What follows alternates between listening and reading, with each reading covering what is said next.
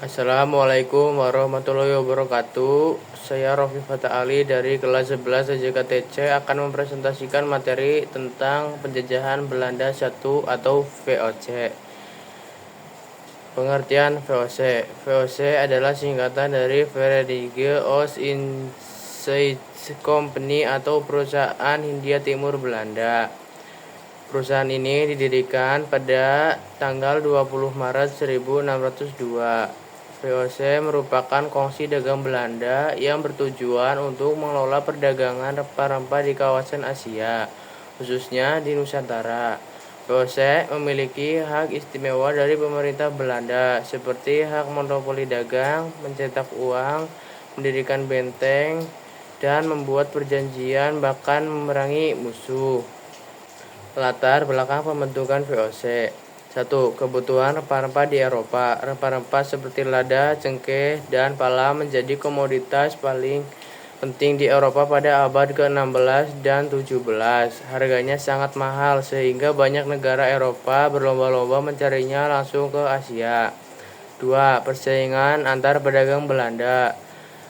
Pedagang-pedagang Belanda saling bersaing di wilayah Asia yang menyebabkan harga rempah-rempah menjadi tidak stabil.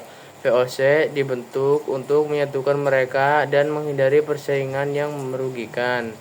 3. Dominasi Portugis dan Spanyol. Pada masa itu, Portugis dan Spanyol menguasai sebagian besar jalur perdagangan di Asia.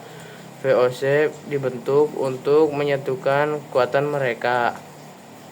Tujuan VOC: 1. Menguasai perdagangan rempah-rempah di Asia. 2. Memperoleh keuntungan sebesar-besarnya dari perdagangan internasional. 3.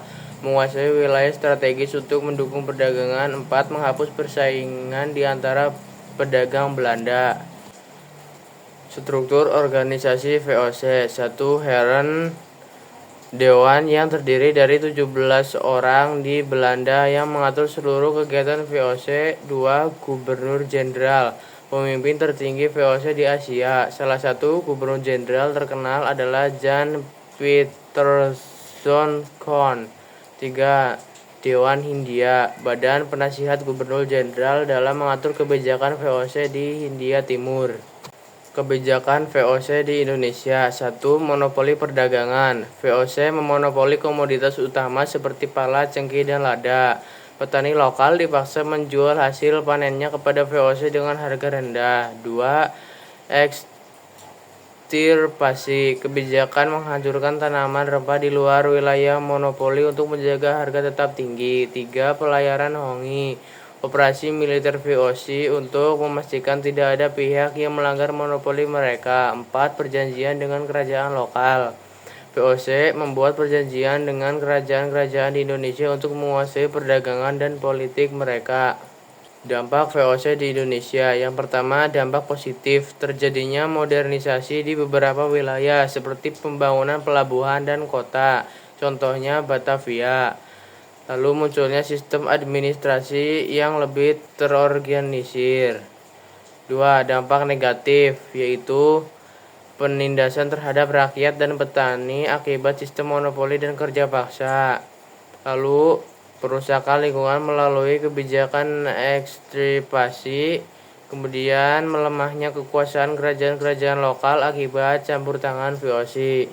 Masa kejatuhan VOC. VOC mengalami kemunduran dan akhirnya dibubarkan pada tanggal 31 Desember 1799 karena 1. Korupsi internal. Banyak pejabat VOC yang korup dan menyalahgunakan kekuasaan.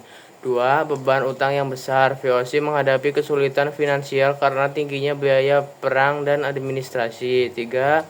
Persaingan dagang. Persaingan dengan Inggris dan negara Eropa lainnya melemahkan posisi VOC. 4. Perlawanan rakyat Indonesia. Rakyat Indonesia mulai melakukan perlawanan terhadap VOC.